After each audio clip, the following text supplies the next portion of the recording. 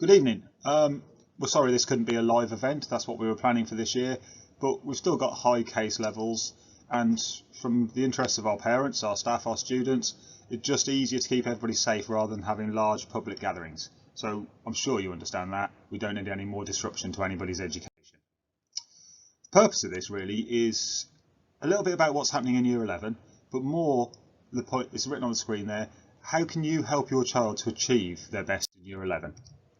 And we've probably said this a few times over the years, but the effect you can have on your child's success is greater than the effect their subject teachers can have. Your involvement, your encouragement, your support, your interest in what they're doing and how they're doing, your understanding of what they're struggling with and trying to slowly improve to get where they want to get by the end of the year, that is what they want. They want to make you proud. They don't always show that.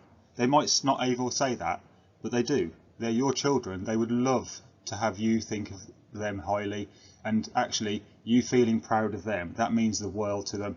Just despite what they say and how much they grunt at you, that's what they actually feel inside. They're just teenagers, so they don't show it. So, what do we want? We want successful learners. We want them feeling confident leading up to the exams. We want them leaving here confident that they can conquer the world. And we continue with the personal development, the careers advice and guidance, getting them ready for college, get their safety, the risks online.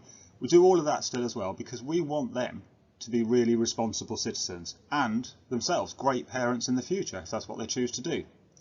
So I'm going to hand over to Miss Holness for a minute and then she'll hand back to me, and then we try not to keep you too long and hopefully you find this really useful. Okay.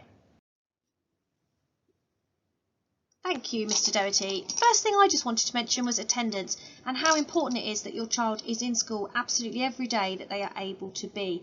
Obviously, the one thing we cannot have in Year 11 is any learning gaps, and also gaps in terms of their learning about the information that they might need and so on and so forth. So as much as they can be in school, please ensure that they are.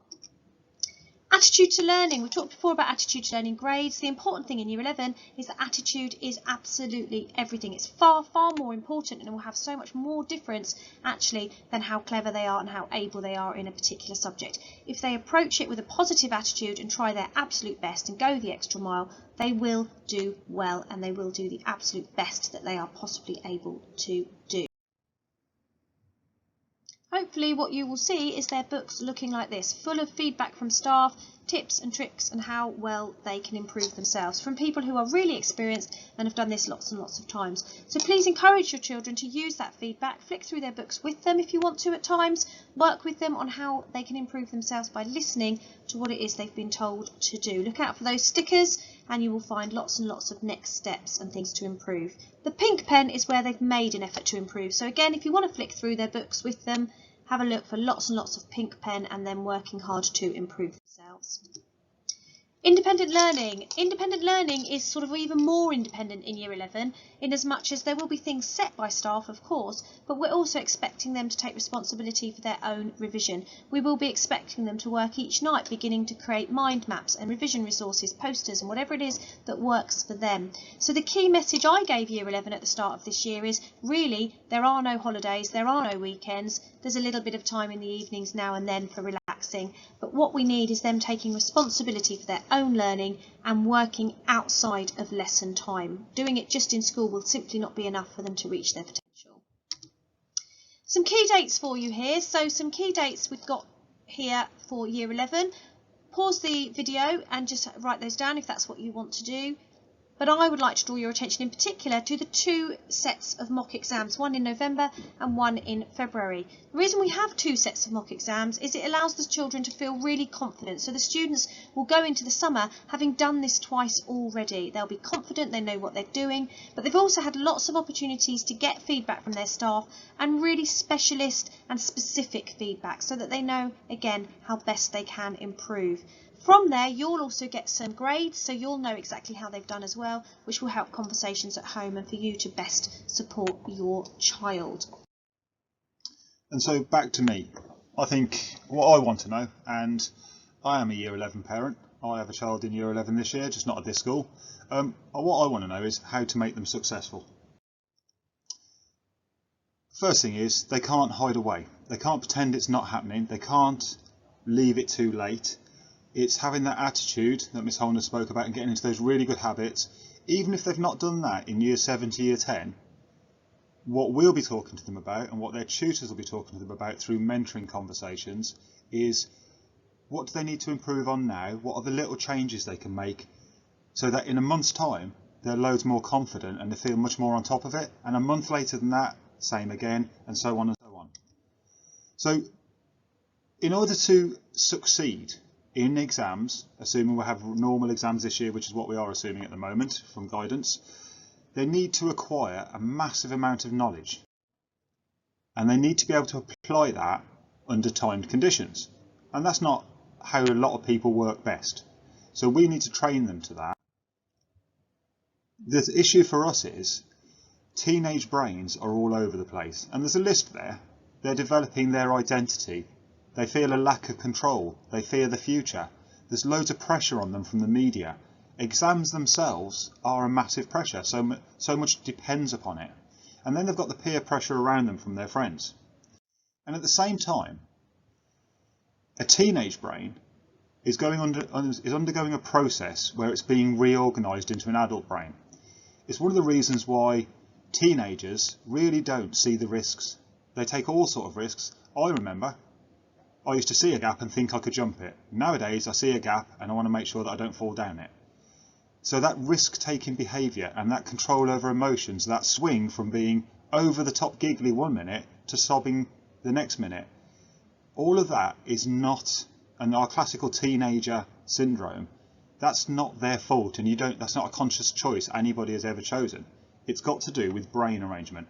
And what they need around them is they need support, they need calmness, they need to think and feel that they're making a difference.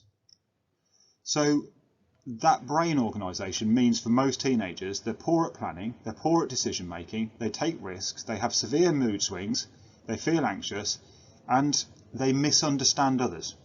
So if you say 20 things positive to your child, and then at the end you say, but you still could do this, all they hear is the but. All they'll pick up on is the negative.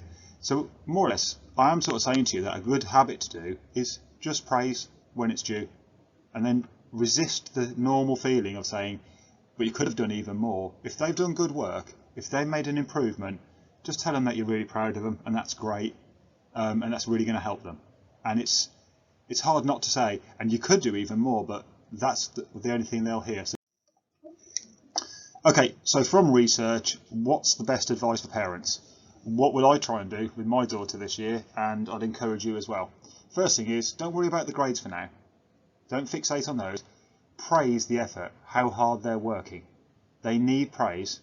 Avoid criticism. It doesn't work on teenagers. They'll just think you've got a downer on them, and they'll just feel ashamed. They can't plan and manage, a lot of them. Some can, it's not all of them. Help them plan. Set them small targets. They'll be doing that through mentoring as well. Help them manage their time. Give them rewards. Give them time out as long as they're doing the effort. And then the recommendation is an 80-20 rule. If they're doing what you say and what you expect 80% of the time, ignore the 20%. Ignore the 20% of the time when they're making mistakes or not doing it. So don't fixate on the small things. If they're going along with most of it, praise it, be really positive.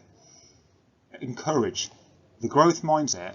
If our year 11 students and your children get to Christmas this year and they've got a feeling that this year is going to be successful for me, I can do this, then we're all onto a winner. If they are well rested, if they've got healthy sleep patterns, if they're not on their phones till 2 o'clock in the morning or gaming, etc., they're going to learn loads better, they're going to feel loads calmer, and they're going to be loads healthier. So if possible, and it's not always, busy households, have they got a work area? Are there no distractions? Can they stay away from the phone for an hour and work and then have their phone back for an hour? And then the other thing for teenagers is, and they talk to us about this, they think we just talk at them and we never listen. And you hear the same, oh, but she says this to me, my parents just nag me, the teachers just nag me. They feel nagged. They don't feel listened to. So even though You might not think they've got a valid point. Listen to them. They need to feel listened to, and that really supports their mental health. We'll give them a book in a few weeks' time. It's a guide on how to revise. That's something you could work through with them. That's theirs to keep. They take it home and they've got it for the rest of the year. And I'm thinking that that's going to be probably about 3 weeks' time they'll get those. They'll have loads of lists like this for subjects. So we don't ever say to them, go home and revise science or history. What we've got here is this student doesn't need to revise this area because they're strong on it. However, here's an area that they do need to revise.